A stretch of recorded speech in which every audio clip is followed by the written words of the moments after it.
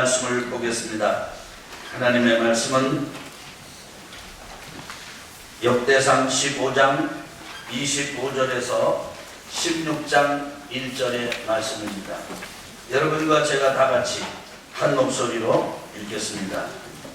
주보에 있는 것을 읽으시면 되겠습니다. 시작. 이에 다윗과 이스라엘 장로들과 천부장들이 가서 여호와의 언약궤를 즐거이 메고 오벳 에돔의 집에서 올라왔는데 하나님이 여호와의 언약궤를 맨 레위 사람을 도우셨으므로 무리가 수송아지 7마리와 순양 7마리로 제사를 드렸더라. 다윗과 및 궤를 맨 레위 사람과 노래하는 자와 그의 우두머리 그나냐와 모든 노래하는 자도 다 세마포 겉옷을 입었으며 다윗은 또 배에 에봇을 입었고 이스라엘 무리는 크게 부르며 뿔나팔과 나팔을 불며 재금을 치며 비파와 수금을 힘있게 타며 여호와의 언약궤를 베어 올렸더라. 여호와의 언약궤가 다윗 성으로 들어올 때에 사울의 딸 미갈이 창으로 내다보다가 다윗 왕이 춤추며 뛰노는 것을 보고 그 마음에 없이 여겼더라. 하나님의 궤를 메고 들어가서 다윗이 그것을 위하여 친 장막 가운데 두고 번제와 화목제를 하나님께 드립니다. 아멘. 한번 따라서 보실까요? 다윗에게서 배우는 예배. 아멘. 저는 지금 계속해서 우리 교회 핵심같이 우리 교회가 정말 하기를 원하고 온 성도라면 마땅히 해야 되는 중요한 신앙의 가치 예배에 대해서 말씀을 드리고 있습니다. 여러분, 예배는 여러분과 제가 하나님께 드리는 것이고, 예배는 하나님을 알아가는 것이고, 예배는 우리가 하나님에 대한 사랑의 표현입니다. 내 마음과 뜻과 정성과 온 힘을 다해서 주 너의 하나님을 사랑하라. 예수님의 말씀하셨는데 그것을 우리가 어떻게 표현할 수 있습니까? 그것이 예배입니다. 그래서 하나님의 사랑의 아주 적극적인 표현인 예배는 하나님 앞에서 가져야 될 중요한 그런 자세가 있는데 예배를 가장 귀하게 여겨야 된다. 아멘. 그 다음에 예배를 드릴 때는 최선의 예물을 드려야 된다. 아멘. 뿐만 아니라 기도 드릴 때도 최선의 기도를 드려야 되는데 하나님의 뜻에 맞는 기도를 드려야 된다 라는 사실을 솔로몬의 예배를 통해서 배웠습니다. 저는 오늘 다윗에게서 이제 예배를 또 배우기 원합니다. 다윗은 소년이었을 때 베들레헴에 살고 있었을 때 사무엘이 와가지고 예배를 드리면서 제사를 드리면서 기름 부을 때 그때 왕으로 기름 부음을 받았습니다. 그리고 왕의 자리로 30살에 올라갔습니다. 다윗은 30살에 왕이 됐습니다. 몇 살에 왕이 됐다고요? 30살에 왕이 됐습니다. 그런데 다윗은 사울만이 원수가 아니었고 사울의 후손들이 끊임없이 아주 집요하게 다윗이 이스라엘 전체의 왕이 되는 것을 방해를 했습니다. 그래서 헤브론에서 7년 반, 어디에서 몇 년 반이요? 헤브론에서 7년 반 유다의 지파의 왕으로 지냈습니다. 헤브론에서 유다 지파의 왕으로 7년 반을 지낸 다음에 이스라엘 백성들이 마음이 다윗에게로 싹 쏟아져가지고 예루살렘 여부수 족속은 다 쳐부수고 예루살렘으로 들어가서 이스라엘 나라 전체를 다스렸는데 33년 동안 다스렸습니다. 그러니까 30살에 왕이 돼가지고 40년 왕 생활을 할 때 7년 반 헤브론 그리고 33년 예루살렘. 그래서 이 다윗이 71세에 죽어요. 그러니까 그렇게 길게 사는 사람이 아닙니다. 이 다윗은 그냥 목동이었을 때는 아무런 방해나 장애 없이 자기 마음대로 아버지의 양떼를 치면서 곰도 사자도 두려움 없이 살았습니다. 그런데 왕으로 기름 부음을 받은 순간부터 만난 고초를 다 겪어야 했어요. 그 고초를 겪고 이제 헤브론에서 유다 지파의 왕이 되고 더 나아가서 예루살렘에서 전 이스라엘의 통치자가 되어 다스리게 되었을 때 다윗을 좋아했던 이웃나라 사람이 와가지고 왕궁을 지어줬습니다. 근데 다윗 속에 열망이 있는데 그것은 왕궁보다도 하나님을 그곳에 모신 것이었습니다. 그래서 장막을 지어놓고 뭐를 지어놨다고요? 장막. 그것을 다윗의 장막 그렇게 부릅니다. 하나님을 그곳에 모시기를 원했습니다. 근데 하나님을 어떻게 모실 수 있습니까, 사람이? 그래서 다윗이 생각하다 못해서 그 하나님의 임재의 상징인 법궤를 이제 이 예루살렘 성 다윗의 장막 안으로 모셔오려고 3만 명의 군대를 끌고 갔습니다. 그러다가 잘못해가지고 수레에 싣고 오는 바람에 짐승이 뛰어서 끌고 오는 짐승이 뛰는 바람에 그 언약궤가 흔들릴 때 법궤가 흔들릴 때 울사가 손을 대가지고 거기서 그냥 즉사를 해버린 거예요. 그것을 충격을 받은 이 다윗은 한참 동안 오벳 에돔의 집에 법궤를 두고 감히 법궤를 모셔올 엄두를 내지 못합니다. 그런데 서너 달이 지난 다음에 오벳 에돔이 하나님의 언약궤로 인하여 하나님의 은혜를 복을 누리게 되었다는 얘기를 듣고 난 다음에 용기를 얻습니다. 그래서 사람들을 보내가지고 이 언약궤를 이 예루살렘 성 다윗 성 장막에 모시면서 드리는 제사가 오늘 읽은 본문 가운데 나와 있습니다. 여기 보면 다윗은 그야말로 아주 기가 막히게 제사에 올인하는데 그 제사의 특징이 뭐냐면 찬양입니다. 저 이제 여러분에게 그림 하나를 좀 보여드리겠습니다. 한번 좀 보실까요?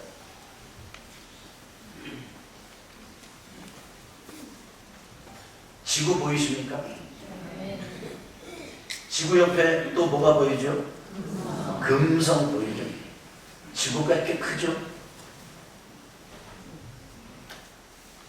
지구 앞에 화성, 그 옆에 수성, 그 옆에 명왕성, 지구 꽤 큽니다. 그러면 이 금성에 비교하지 않고 목성에 비교해 보면 지구가 얼마나 할까요? 한번 그림도 한번 보겠습니다. 목성, 그 다음에 토성, 목성 앞에 여러분 보이세요? 천왕성, 그 옆에 또 무슨 성? 여러분들 좀 괜찮네요. 그런데 지구가 보이십니까? 지구 보니까 목성보다도 작고 토성보다도 작고 천왕성보다도 작고 해왕성보다도 작고 그 앞에 아주 뺀질뺀질하게 지구. 근데 지구가 발음이 참 지구가 커요, 작아요? 아니 아까는 컸잖아요. 그런데 목성, 토성 이런 거에 비교해 보니까 지구가 매우 작아. 태양하고 비교해 보면 지구가 어떨까? 승질급한 그림이 벌써 나와버렸습니다.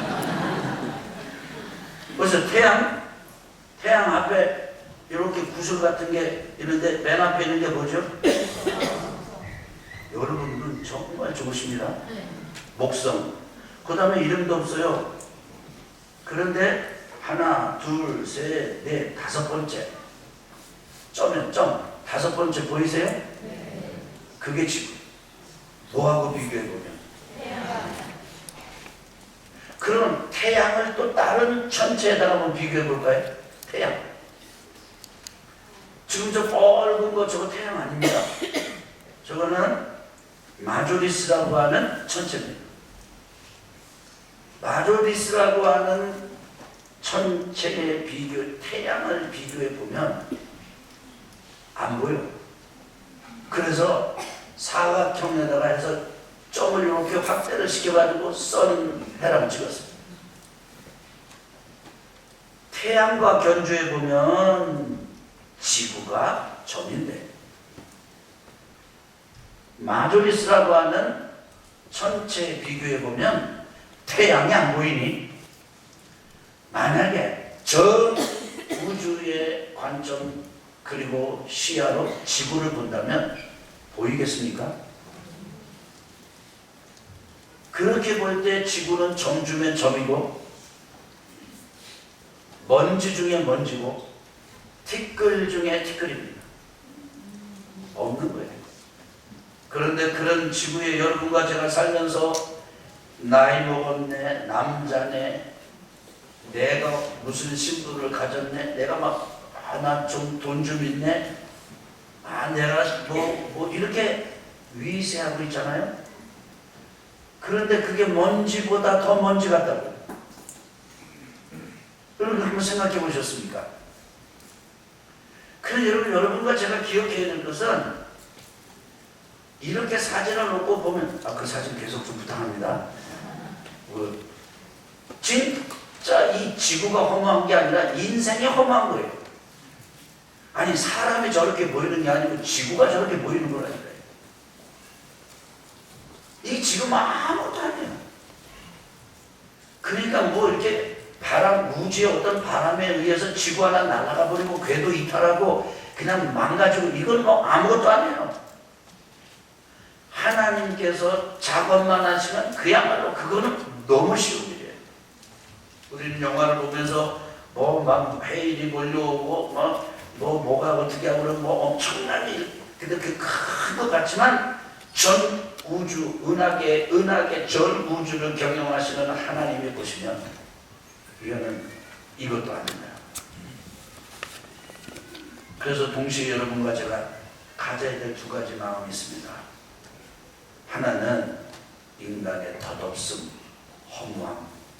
또 다른 하나는 이런 덧없고 허무하기가 먼지 중에 먼지요, 티끌 중에 티끌이요, 점 중에 점 중인 우리에게 하나님은 작정하시고 사랑하시되 에덴 동산에서부터 죄에 점철돼서 죄 가운데 살면서 죄 가운데서 죽어 지옥에 떨어지면서도 그게 뭐가 뭔지도 모르고 헤매고 사는 우리 인간을 위해서 아들 예수님을 보내주시기로 작정하시고 그리고 그 예수님 십자가에 달려 돌아가시고 죄를 대속하시고 부활하시고 승천하시고 그 어미하신 하나님의 보좌 우편에서 여전히 점보다 더 못한 점, 티끌보다 더 못한 티끌, 먼지보다 더 못한 먼지 가운데 있는 여러분과 저를 위해서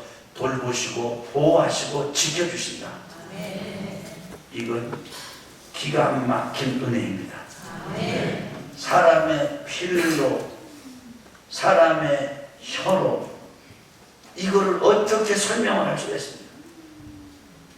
오묘막족하기가 신기하기가 그지없습니다. 그래서 여러분과 제가 허무한 인생을 살면서 허무한 내 인생 위에 하나님의 사랑이 왔구나, 하나님의 사랑이 왔구나, 하나님의 은혜가 왔구나, 기뻐하면서 살고 찬양하면서 살아야 합니다. 아멘. 그래서 여러분과 제가 하나님을 찬양하는 것, 예배하는 데 찬양하는 예배를 드리는 것 다윗에게서 배우게 되기를 주 이름으로 축복합니다. 그런데 말이죠, 여러분 저를 보세요. 여러분 저랑 좀 눈 좀 맞추시겠습니까? 제 눈 잘 안 보이죠? 네, 여러분 보세요. 허리 좀 딱 하시고 여러분 얼굴을 살아있는 얼굴로 만드세요. 그럼 복의 얼굴로 만드세요. 여러분 얼굴에 책임져야 돼요. 보세요. 바다도 소리를 냅니다. 나무도 소리를 냅니다. 여러분 바위도 소리를 내고 이 지구도 소리를 냅니다. 여러분 귀 기울여 보세요. 바다 소리 안 들리고 나무가 내는 소리 안 들리고 지구가 내는 소리 안 들립니다. 그런데 이 지구가 소리를 내고 있습니다. 별이 소리를 내고 있습니다. 해가 소리를 내고 있습니다. 이 온 우주가 엄청난 소리를 내고 있습니다. 하나님께서 기가 막히게 작은 소리 못 듣게 우리를 만들어 놓으셨고, 그리고 너무 큰 소리를 못 듣게 멀쩡하게 못 듣고 살게 만들어 주셔서 우리가 지금 이렇게 있는 거지. 그 소리를 들어보면 기가 막힙니다. 시편에서 하나님은 이 온 별과 달과 해가 하나님을 찬양한다고 노래합니다. 여러분, 그래서 이 우주가 노래를 하는 거예요. 있는 제 소리를 내면서 하나님을 찬양하는 거예요. 여러분, 여러분과 저도 잘 부르고 못 부르고는 두 번째고, 있는 대로 소리를 내서 하나님을 찬양할 때 우주가 부르는 찬양에 우리의 찬양이 덧붙여져서 하나님께서 큰 영광을 받으시는 줄 믿습니다. 그런데 여러분, 우주가 부르는 노래보다 하나님은 자기 백성들, 먼지 중에 먼지, 티끌 중에 티끌, 여러분 점 중에 점인 이 지구 안에 사는 자기 백성들이 부르는 노래를 기뻐하시냐고요. 여러분, 한번 좀 이게 재생이 조금 그렇게 넉넉하고 좀 세련되지는 않지만은 한번 우주가 부르는 노래소리, 찬송소리를 한번 들어보세요. 사람이 같이 한번 하는 그런 소리 한번 들어보세요. 한번 그거 좀 들어주세요. And took sounds that they had that is being heard from the stars. 이 루이 디글리오라는 미국에 계신 목사님이 계신데, 나사에서 그 별들에서 나오는 소리를 이분이 녹음한 게 있습니다. 녹음받은 게. And pulsars. 그리고 또한 거기에 대한 이 별들이 내는 그 맥박 소리 같은 것도 녹음했습니다. And he took sounds from whales. 그리고 또 바다에 있는 고래들의 소리도 녹음을 했습니다. And he mashed them together. 그거를 다 섞었습니다. And then he adds the human voice. 그 동물들과 고래와 별들의 소리에다 거기에 사람의 목소리를 거기다 또 섞어 넣었습니다. So let's listen for a minute as the whales and the stars become the musical instruments. What might they be playing? 그래서 여러분께 잠깐 그 소리를 들려드리고 싶습니다. 고래의 소리와 별들의 소리가 같이 음을 대가지고 부를 때 어떤 소리가 나는지 불 꺼주시고요. 보여주십시오. Here is a YouTube video. Company might take the lights. 유튜브에 불 다 꺼주세요. 다 꺼주세요. Two pulsars slowed down, including singing with each other. It's not a real movie crowd, I know, but 이틀 나옵니다. I know what I am saying. It's kind of moving if you did. And some of you wanted on a little bit, but you don't know if that's allowed in a before meeting, so you guys just scared me. Isn't that cool? That's just two pulsars. We got just the millisecond guys right there. The ones you just heard,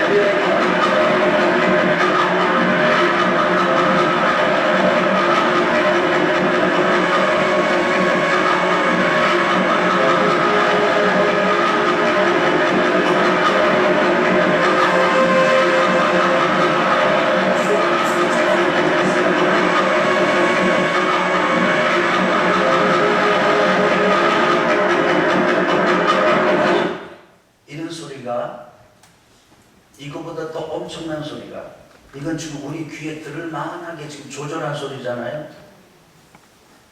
지금 온 우주에 울려 퍼지고 있습니다. 무슨 소리일까요? 하나님 없는 사람들은 그렇게 말합니다. 그냥 지구가 내는 소리라고. 하나님 있는 우리는 이렇게 믿습니다. 지구가 하나님을 찬양한다고. 그런데 한번 생각해 보십시오. 감정도 없고 생명의 존재도 아닌 지구가 이렇게 노래하고, 별들이 이렇게 노래하고, 맥박 소리를 내고, 엄청난 장엄한 소리를 내서 이 우주를 경영하시는 하나님을 찬양한다면, 그리고 그 하나님께서 그들의 그 부르는 노래, 그 장엄한 엄청난 소리, 터져나오는 소리, 그 소리를 넘어서 먼지보다도 더 먼지, 티끌보다도 더 티끌 같고, 점보다도 더 점 같은 여러분과 저의 찬양을 기다리고 계시다면, 여러분 어떻게 우리가 시체처럼 있을 수가 있습니까? 어떻게 우리가 교만하게, 어떻게 내가 내 기분에 따라서 어떻게 하나님께 예배를 드리면서 그럴 수가 있습니까? 모든 걸 다 내려놓고 하나님을 우리의 온 전부를 다해서 찬양하는 예배자가 되어야 되지 않겠습니까? 그런데 그런 예배자의 모습을 다윗에게 발견합니다. 다윗에게서 발견합니다.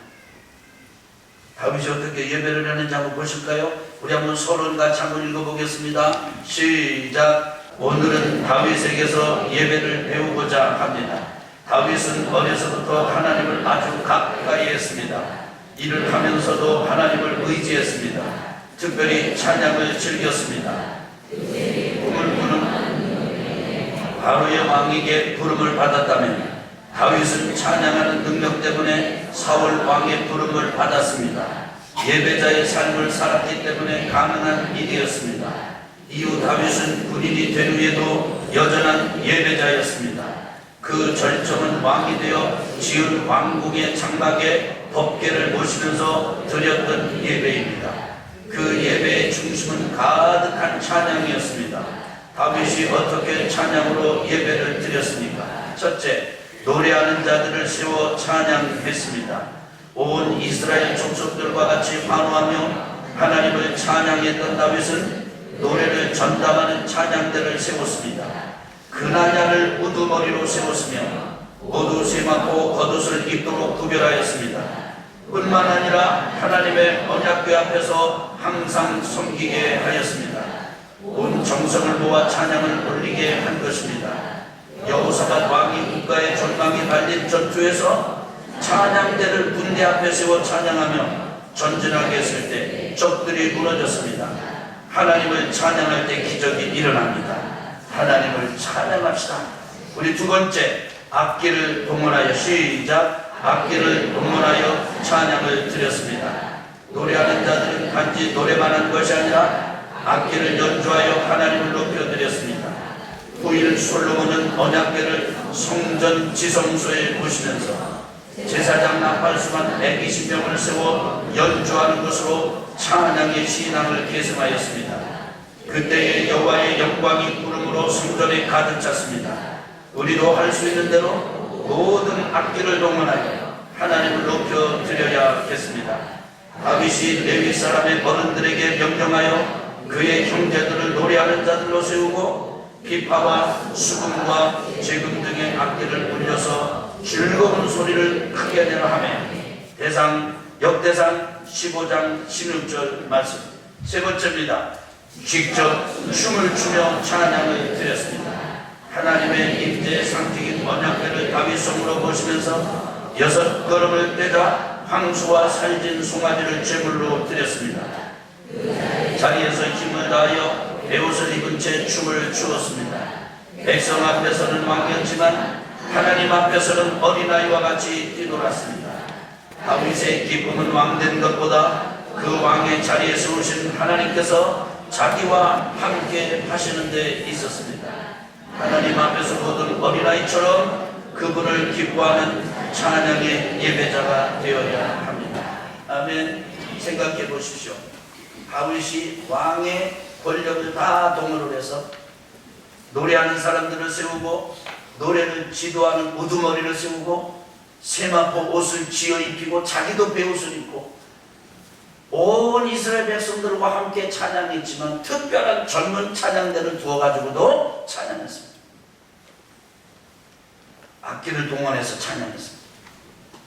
그리고 다윗은 하나님의 임재의 상징인 법궤가 자기 장막 안으로 그 자기 왕궁의 장막 안으로 들어오는 것을 그야말로 기쁨에 겨우 감당하지 못해가지고 뜁니다. 여러분, 춤을 춘 것만이 아니라 뛰어 놀았다고 했습니다. 아내 미갈이 아니 왜 이렇게 채통 없이 그러느냐? 그렇게 비난했을 때 다윗이 이렇게 얘기합니다. 나는 하나님 앞에서 춤을 춘 것이고 하나님 앞에서 노는 것이다. 목동 중에 한 사람 소년이었던 나를 이 나라의 왕의 자리에 올려놓으신 그 하나님을 생각하면 나는 그대가 아니라 다른 사람이 나를 더 비웃고 조롱할지라도 나는 이렇게 찬양하지 않고는 견딜 수가 없다고 또 그렇게 할 것이라고 얘기를 했습니다. 여러분, 저는 오늘 여러분과 함께 우리 생애의 어떤 영적 결단의 시간을 갖기를 그리고 가졌으면 하는 강력한 바람을 가지고 있습니다. 그것은 뭐냐면 여러분과 제가 지금부터 오늘부터 이 시간 이후로부터 하나님을 찬양하는 삶을 살리라 결단하게 되시기를 주의 이름으로 축원합니다. 바다의 그 물도 그리고 바다에 그 사는 그 생물들도 그 다음에 별들도 달도 해도 이 온 우주가 알지 못하면서도 하나님의 영광을 드러내고 있다면 마땅히 하나님의 사랑을 입고 입은 우리가 그것이 사실이라고 믿고 고백한다면 같이 찬양하고 영광을 돌리는 삶을 살아야 되지 않겠느냐 그 말입니다.